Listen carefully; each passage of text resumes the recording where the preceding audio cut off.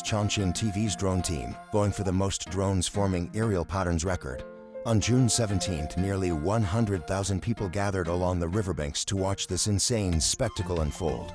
Picture this: families with lawn chairs, couples on dates, kids pointing at the sky with their mouths wide open. The team put together 7 different chapters telling Chongqing's story through mountain landscapes, cityscapes, and local culture. This wasn't just some random light show. They basically turned the entire night sky into a massive storytelling canvas. The opening act was pretty wild: 5,000 drones flying super low over the river, creating the starry night effect that looked like someone sprinkled glitter across the water. Then they painted the sky with mountains and rivers, complete with dolphins jumping out of the water. The whole thing looked so realistic that people were literally gasping in the crowd. But here's where it gets really cool. Ancient Chinese poetry started appearing in the sky.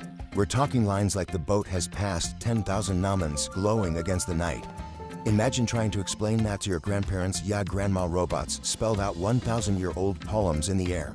The tea flower segment was something else entirely.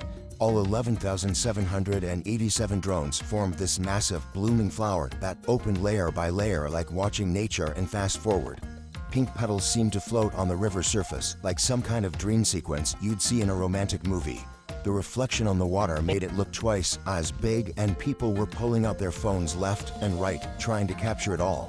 Then there was this tree segment that showed the city's tough, never-give-up spirit, always growing upward no matter what. They made it look like roots were digging deep while branches reached for the stars. Pretty deep stuff for a bunch of flying robots, if you ask me. The modern city part was where things got really flashy. They turned the drones into a whole skyline of skyscrapers, complete with windows lighting up floor by floor. It looked like a miniature New York floating in the air. Then they threw in some street culture with skateboard kids and ballet dancers.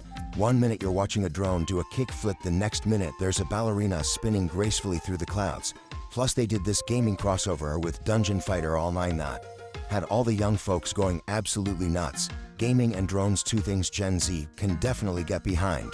But let's talk about the real MVP here, the drone flight planners.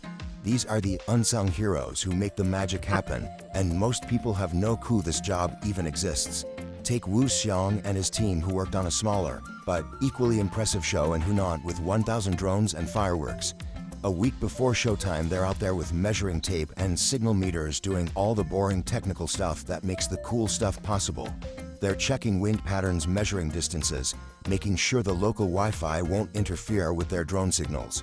It's like being an event planner, an engineer, and an artist all rolled into one. Then comes the fun part, turning wild client ideas into actual flight patterns. One planner, Louis Schwan, mentioned how a client wanted bear, crawfish, and a moon in their show.